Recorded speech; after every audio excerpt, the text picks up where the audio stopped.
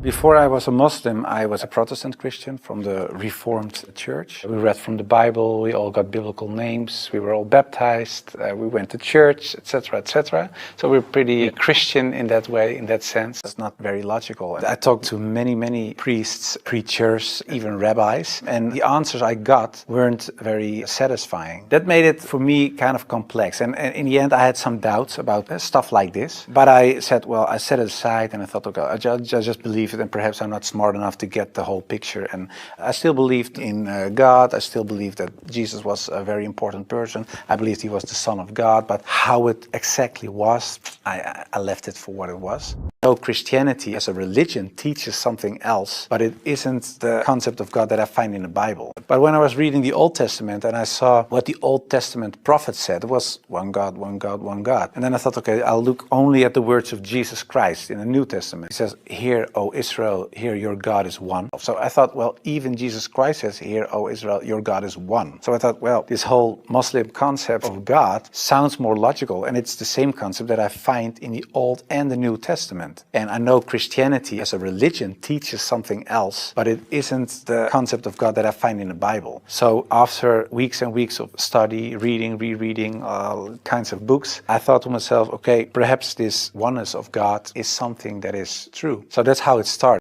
I think Islam is a lie, because that's something I used to say. Islam is a lie, the Quran is poison. But when I said Islam is a lie, that's the whole religion and everything that comes with it. Yeah, that's something I regret, because it was like an umbrella and everything else was under this concept of Islam is a lie, because that was the core thought. And of course, I do blame myself, and I know there are a lot of people out there not practicing Muslims that do so. I sometimes even hear arguments from people in my old party that I offended in a way. Yeah, that's something that bothers me, and that's one of the reasons that we founded an organization. It's called the IXC, Islam Experience Center, and we go to schools, primary school, high school, college, universities, but also to departments of the government, other social organizations, churches, to take away misconceptions about Islam, to share the message, to show Islam in its true colors. And we do it by virtual reality with the glasses.